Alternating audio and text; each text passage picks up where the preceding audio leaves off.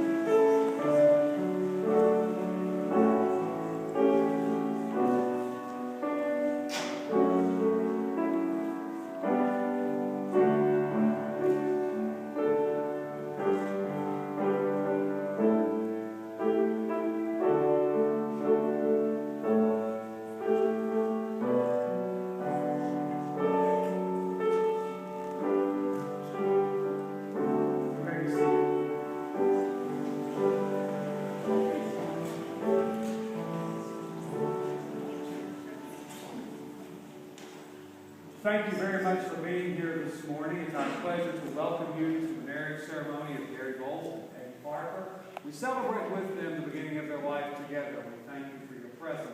Sharing in the service today is a representative people, and we're delighted to be part of this worship experience. I do want to say this, it is a worship experience. It takes place in the house of God. May I ask you to please refrain from flash photography during the ceremony itself. All the available live photography is welcome, but we really appreciate it. We just didn't take flash pictures during the worship service. Thanks so much for your attention and for your presence and your prayers. As we share this wedding ceremony today, it's the request of the bride and groom to recognize those who are in attendance here and those who are no longer with us. So let's take a few seconds to welcome and acknowledge all of those who have played an important role in the lives of both Peggie and Gary.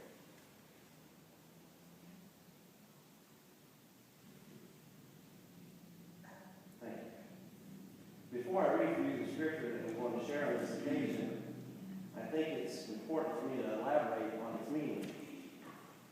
Bill Cosby, one of my favorite men, once said, man and woman living together is a miracle in itself. And let me try to explain it this way. Peggie, should you ever hear Gary say, honey, it's a guy thing? That really means that there's no rational thought pattern connected with it at all. And that you have no chance of making it logical. Or should you hear him make any of the next 3 responses?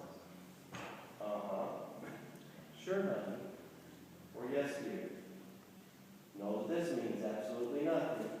Just a conditional response found in the male species. Gary, should you ever hear Peggy say the word fine like this? Fine. That would mean that she is right and you were wrong, and there's no use in trying to discuss it.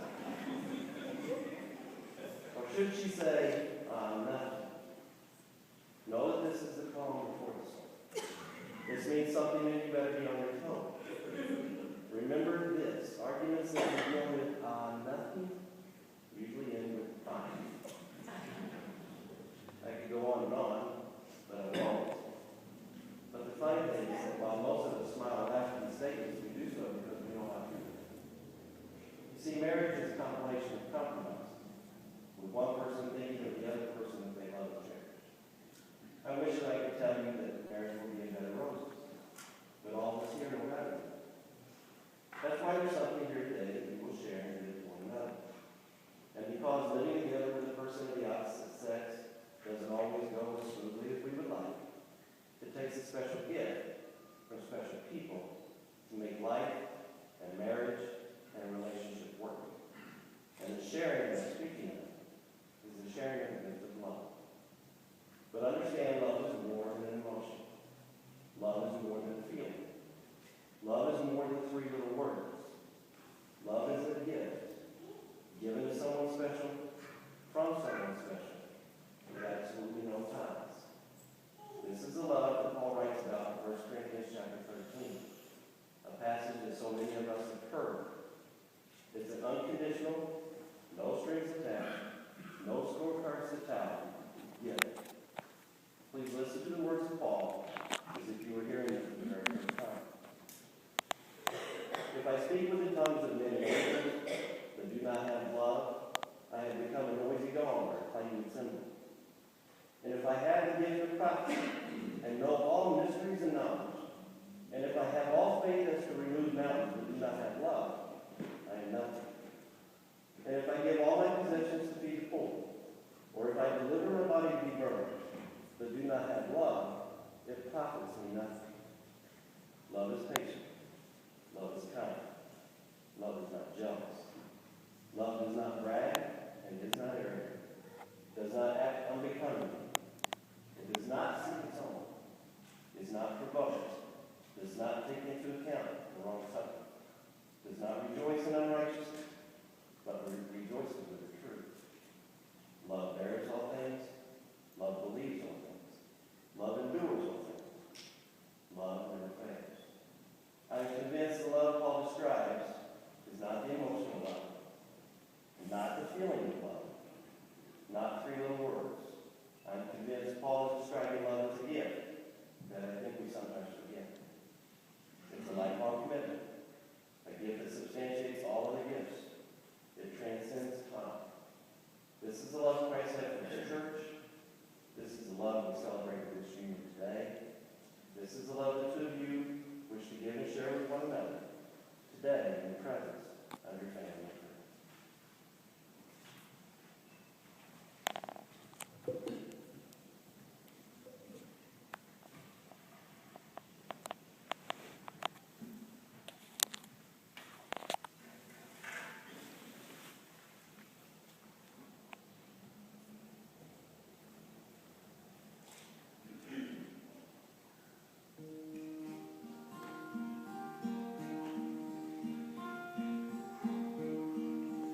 It was no accident, me finding you. Someone had a hand in it, long before we ever knew. Now I just can't believe you're in my life. Heaven's smiling down on me as I look at you tonight. And I tip my hat to the keeper of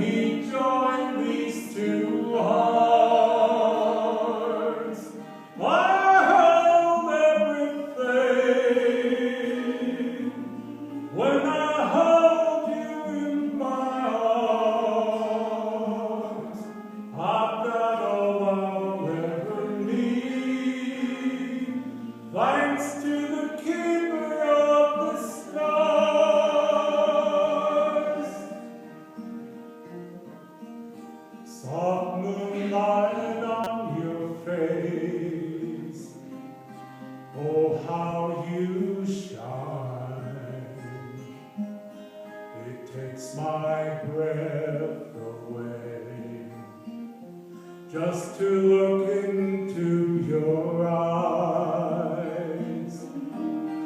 I know I don't deserve a treasure like you. There really are no words to show my gratitude. And I tip my hat to the keeper of the stars. He knew what he was doing when he joined these two hearts. I hold everything when I hold you in my arms. I've got all I'll ever need, thanks to the keeper of the stars.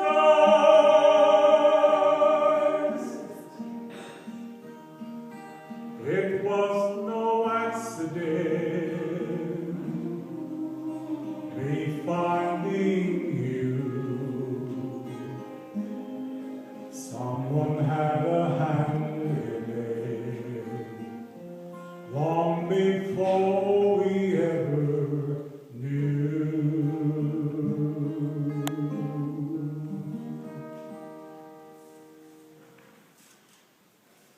We're gathered here in the presence of God and in the fellowship of this community to join together this man and this woman in Christian marriage. Christian marriage is a covenant of faith and trust between a man and a woman, established within their shared commitment in the covenant of faith in Jesus Christ as Lord. Therefore, it requires of both openness of life and thought, freedom from doubt and suspicion, and commitment to speak the truth in love as they go over to Christ, who is the head of the church. Christian marriage, furthermore, is a covenant of hope that endures all things, in which both husband and wife commit themselves to interpret each other's behavior with understanding and compassion, and never give up trying to communicate with each other. Christian marriage is a covenant of love, in which both husband and wife empty themselves of their own concerns and take upon themselves the concerns of each other, in loving each other as Christ loved the church and gave himself for it. Therefore, this covenant is not to be entered into advisedly or lightly, but reverently, discreetly, advisedly, and soberly in the fear of God. Into this holy estate you come now to be joined. Gary, will you have Peggie to be your wedded wife, to live together in the covenant of faith, hope, and love, according to the intention of God for your lives together in Jesus Christ? Will you listen to her in those thoughts, be considerate and tender in your care of her, and stand by her faithfully in sickness and in health, and preferring her above all others, will you accept full responsibility for her every necessity as long as you both shall live? I will.